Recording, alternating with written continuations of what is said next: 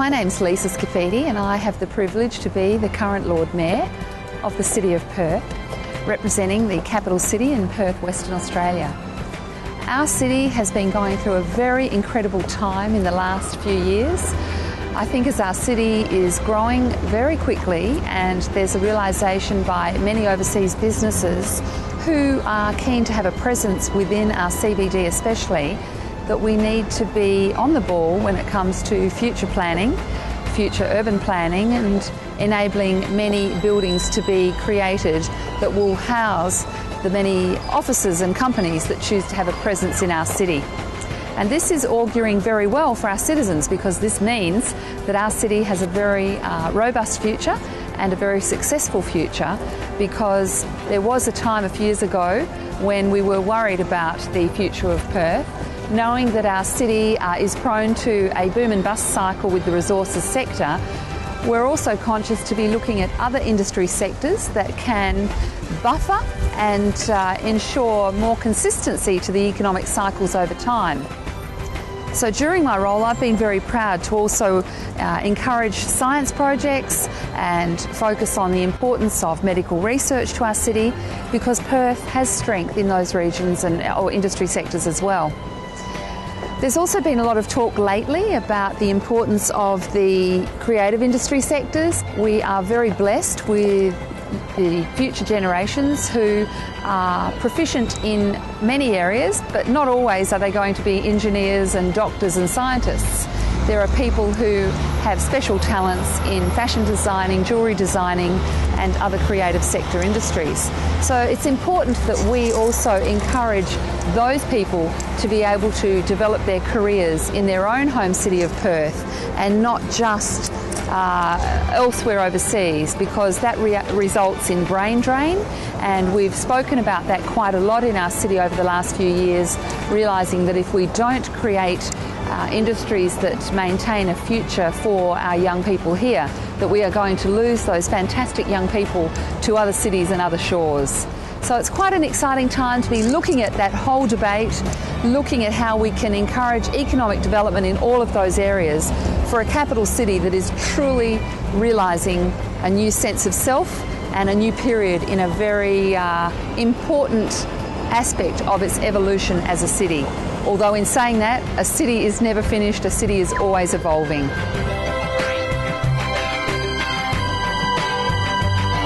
Well, it's really exciting to be in our city right now for another reason, and that is there's been so much new retail occurring in our city streets. And, you know, when you see how consolidated our central core is becoming and the stronger retail presence that is apparent here, you do realise that that is driven by the new businesses and the number of workers who are present in our city on a daily basis. We say that we have about 110,000 people coming into work in the city on a daily basis, and the residential statistics of the City of Perth state that there are now 18,000 people who are resident within the City of Perth. And remember that as a local government authority, the City of Perth is about 8.1 square kilometres in size.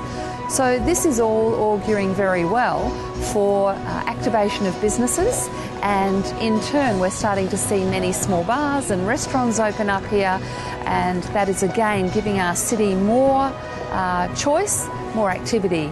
And we're starting to see stores staying open later in the evenings and more people staying back in the city after hours, which is creating more nighttime vibrancy.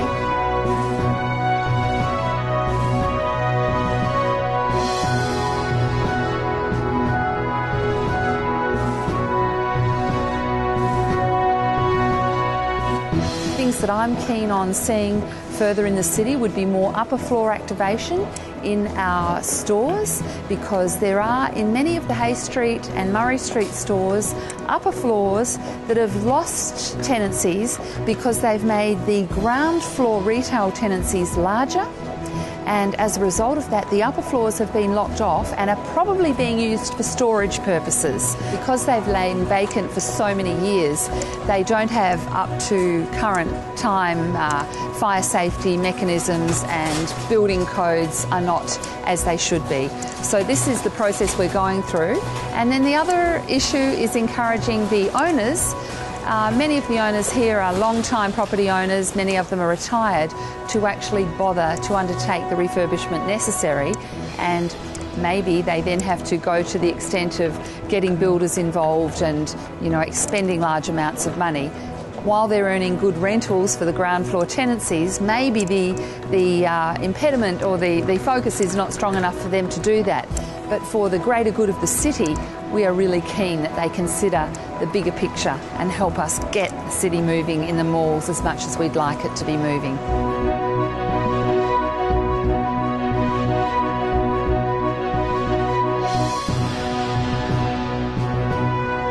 Over here we have the Equus development. It is nearing completion and it is a residential apartment development with retail on the ground floor. This development will be home to between 300 and 500 people when fully occupied, and that is truly bringing more inner city living into our CBD area. These people, who I think are very smart, will be able to walk to work, they'll be able to avail themselves of supermarket shopping very easily and have a great dynamic lifestyle in our city.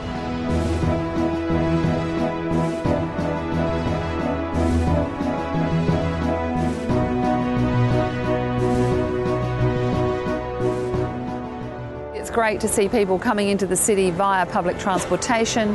There are great restaurants and cafes where they can buy lunch, and the city is certainly more dynamic as a result of that. Now as we turn into Forest Place, we can see a much rejuvenated area to what it previously was. We've put a lot of work into this space. We've spent around $32 million by the time the area is finished. We've created a new stage, which is a state-of-the-art stage, and underneath the stage now we have rehearsal areas and dressing rooms and toilet facilities for the performers. Previously they didn't have that service available to them, and it made it quite cumbersome for people who are putting on very professional performances.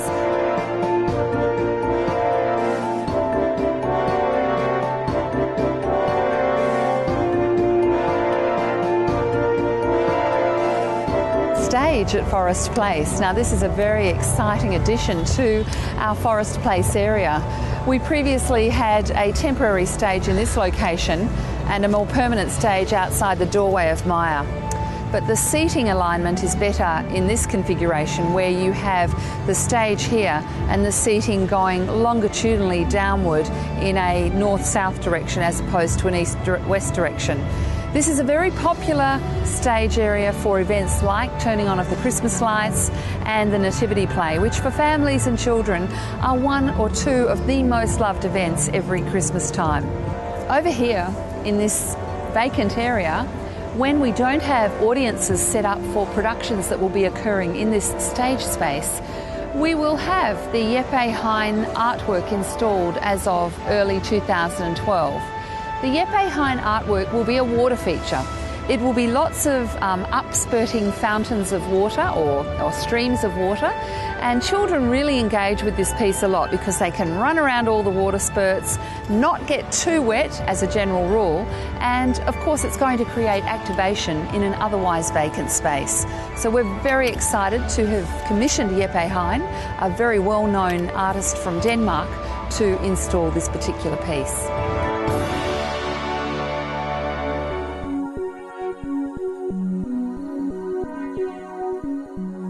This is the much-loved new art piece by James Angus, known as Grow Your Own, or known as Biomorph, or known as the Green Cactus. Whatever you want to call it is fine by me. And of course, like every good piece of public art, there are those who love it and there are those who hate it. It is a state government commissioned and installed piece. It cost $1 million, and the state government chose this location of Forest Place for the Biomorph. I hope you come and see it soon and appreciate it in situ.